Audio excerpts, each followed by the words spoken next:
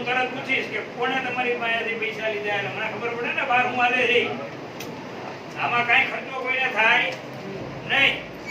આ તો બધું ફ્રી છે, તમારો હક છે.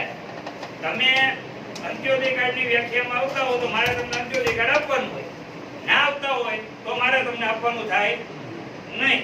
પણ આપવાનું ના થાય, ના પાડું, પછી કોક તમને એમ કે હાલો હું કરાવી દઉં ને થઈ જાય, તો એ વ્યાજબી કહેવાય નહીં. મળતું હોય તો દેવાનું, ના મળતું હોય તો નહીં આપવાનું. એ જ રીતે બહેનોના કિસ્સામાં જેમના ઘરવાળા છે એનું મૃત્યુ થઈ જાય તો તરત જ એને પેન્શન ચાલુ થવું જોઈએ, તરત જ એને સહાય થઈ મળવી જોઈએ. એને બદલે ઘણા કિસ્સામાં કેવું થાય છે કે 2-3, 4-4, 5-5 વર્ષ થઈ ગયા છતાં એને હજી પેન્શન મળે નહીં. એને બિચારાને ખબર ના પડતી હોય કે મારો કયો કાગળ ફૂટે છે.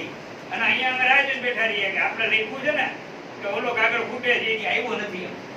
એને બદલે આપણે એવું શરૂ કર્યું છે કે અમારા રેવન્યુ તલાટીઓ છે એ ગામે આવી, તમારે ઘેરે આવી અને તમારી પાસેથી કાગળો લઈ જાય અને તમારું કામ જે કરી દે. અને અમે આજે તમને બોલાવી અને અમે તમને હુકમ જઈ આપી દઈએ. બરોબર છે ને? આપણે પ્રયત્નો કરીએ છીએ શક્ય એટલું કામ આપણું ઝડપથી થાય. હજી ઘણા બધા લોકોને એવા પ્રશ્નો છે કે અમને કૂપનમાં માલ મળતો નથી, છે ને? ઘણાના ગામમાં પ્રશ્નો છે એવા.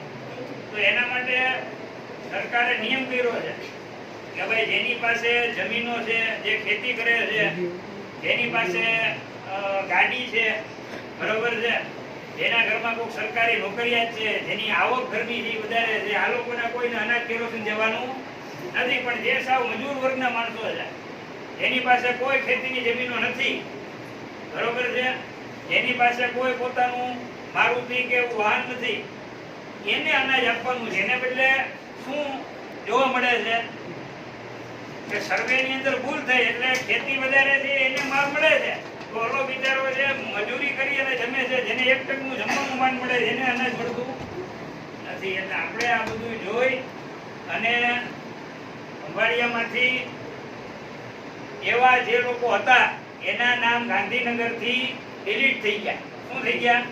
નીકળી ગયા કે ભાઈ તમે ખેતી જમીન ધરાવો છો, માલબર મળે નહીં. અને એની સામે આપણે બીજા 3000 જણાના નામ છે શું કરી રહ્યા છે એની અંદર ઉમેરવાનું ચાલુ છે. એટલે આ મહિનો પૂરો થશે પછી લગભગ એવા 3000 જણા જે છે કે જે લોકો અહીંયા ફોર્મ ભરી રહ્યા હતા ઘણા મહિનાઓથી, એને પછી અનાજ મળવાનું ઓગસ્ટ મહિનાથી શરૂ થશે. એને અમે બોલાવવાના છે અહીંયા, પણ એની સંખ્યા બહુ વધારે છે. 3000 માણસોને ક્યાં ભેગા કરવા આપણા ચોમાસાની ઋતુમાં? એટલે એ વિચારીએ છીએ અમે. પણ એ લોકોને હવે 100% એકાદ મહિના પછી અનાજ મળવાનું પણ શરૂ થઈ જશે, જે જરૂરિયાતવાળા છે એના માટે. બરોબર છે? એટલે આ ઓપન ફોરમમાં તમે જોઈ શકો છો કે બધા સામાન્ય માણસો આપણે ભેગા થયા છીએ. આમાં કોઈ હાઈફાઈ માણસ છે એનું અમે કોઈ ઓપન ફોરમ નથી કરતા. આ કોને માટે છે? જરૂરિયાતવાળા અને સામાન્ય વર્ગના લોકો માટેનો આપણો કાર્યક્રમ છે. બરાબર છે? એટલે તમને અત્યારે અમે આજે હુકમો આપીએ છીએ, છતાંય તમારી કઈ રજૂઆત હોય, તમારે કાર કેવું હોય તો તમને દિલ ખોલીને મને કહેવાની છૂટ છે. બરોબર છે? તમારે કઈ ફરિયાદ કરવી હોય તોય કરવાની છૂટ છે, તમારે કઈ રજૂઆત કરવી હોય તોય કરવાની છૂટ છે. તમારી પાસેથી આ કામ કરાવવા માટે કોઈ વધારે ખર્ચો માંગ્યો હોય કે થયું હોય તોય તમારે મને અત્યારે કહેવાની છૂટ છે. હા, એ તો મેં કીધું તમને એ માલ મળવા મળશે. ફોર્મ ભરાવી દો આજ 12-15 દી ફોર્મ હવે 1 મહિના પછી બધું મળવા મળશે. હવે હું નામ બોલું છું, લોકો ઉભા થઈને આવતા જાજો.